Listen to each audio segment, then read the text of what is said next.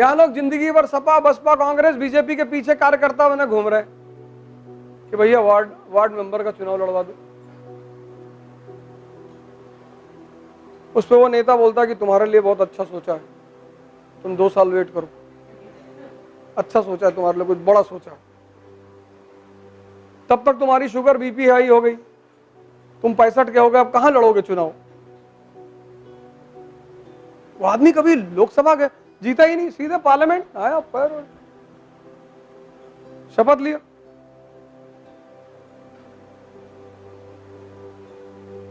ये सब व्यक्तित्व है। कितनी मजबूती से उस व्यक्तित्व का निर्माण हुआ होगा, कितना जला होगा आदमी, कितने टेम्परेचर में।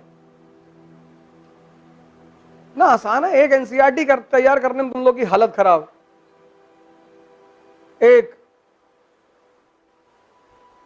1 अरब 50 करोड़ के देश में प्रधानमंत्री बनना सेकंड टर्म, तीसरे की तैयारी है। तो M = M, मेहनत = मस्ती। तो ये दाल की तरह और ये नमक की तरह दोनों होनी चाहिए। और ये दाल की तरह, जितनी दाल उतनी मेहनत, और जितनी नमक उतनी मस्ती। कुछ लोग जितनी दाल है उतनी मस्ती कर रहे हैं, फिर रो रहे हैं, भैया हमारी किस्मत फूटी है।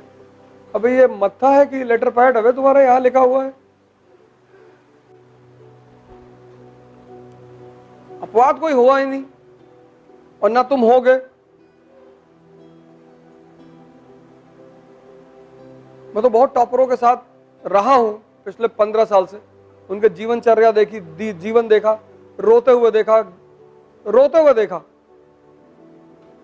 अब नहीं हो पाएगा, होगा। पता लगा रात में 2 बजे फोन कर दी, सर बहुत बेचैनी हो रही है। अच्छा क्या हो रहा है? तो बेचैनी हो रही सर। तो कैसा फील कर रहे हो? अरे बेचैनी हो रही है। कहाँ बैठे हो? सर वो वहां बैठे, IIT के पास बैठे हैं, तो पैदल चले आओ उन्नाव तक, और जहां रास्ते में खत्म हो जाएगी बता देना।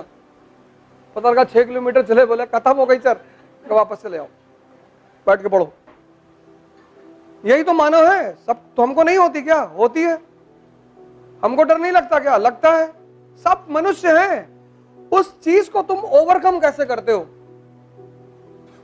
और धीरे धीरे जब तुम ओवरकम करने लगते हो तो वो चीज खत्म हो जाती है तुम्हारे जीवन में। और जब काम नहीं कर पा रहे हो, होमवर्क नहीं कर पा रहे हो, हम स्कूल में क्यों अच्छा परफॉर्म करते थे? क्योंकि टीचर्स होमवर्क ना करने पे पीटती थी। यहां कोई होमवर्क ना करने पे पीटने वाला नहीं है। और होमवर्क मतलब कंसोलिडेशन, फीडिंग। तो वही चीज तो बाद में एग्जाम में आती थी। तो जिसका होमवर्क मजबूत रहता था उसके अच्छे परसेंटेज आते थे। वही हाल यहां भी है। जो होमवर्क है, जैसे टीना दाबी है, उसकी मां क्या है, रिजाइन कर दिया नौकरी से। होमवर्क कराती थी दिन भर बिठा के, बेचारी खुद बैठी रहती थी। तो एक बहन का 1 रैंक, दूसरी बहन की 15 रैंक, क्योंकि एक होमवर्क कराने वाला आदमी था ना। ये दोनों पेट हैं, हजम करना, हजम, यहां डाइजेस्ट करना।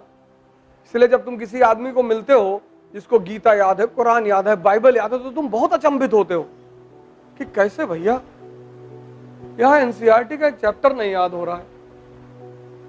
तो क्या तुम्हारी क्षमता कम है? नहीं। एक आदमी ने बेईमानी नहीं की, वो है भगवान। उसने क्षमताएं सबको बराबर की दी। उसने बुद्धि सबको दी, सद्बुद्धि बहुत कम लोगों को दी। मोती झील में 2 तरह के लोग आते हैं, एक 5 से 11, एक 11 से 5। एक 5 से 11 हर आदमी भाग रहा है, दौड़ रहा है, एक्सरसाइज कर रहा है, बॉडी बना रहा है। और एक 11 से 5 वो न्यूटन वाले लोग आते हैं। वो कान में बताते रहते दूसरे को कि देखो न्यूटन का लॉ था पहला ऐसा, और body at rest will be at rest. तो धक्का उक्का देके समझाते रहते हैं। वो पढ़ने आते हैं, वो आप ऐसा मत समझिए वो बदतमीजी करने आ रहे हैं, बहुत कंसंट्रेट होकर पढ़ाई करते हैं, पर रिजल्ट ही नहीं मिलता। वो 11 से 5 वाले परेशान है कि जीवन में कुछ है ही नहीं, भगवान ने हमको कुछ दिया नहीं। इतना मारेंगे ना जूता से, तुमको मरना पड़ता है, मरना। इस धरती पे चाहे भगवान पैदा हो चाहे इंसान, नियम सबके लिए बराबर है, सबको जलना पड़ता है।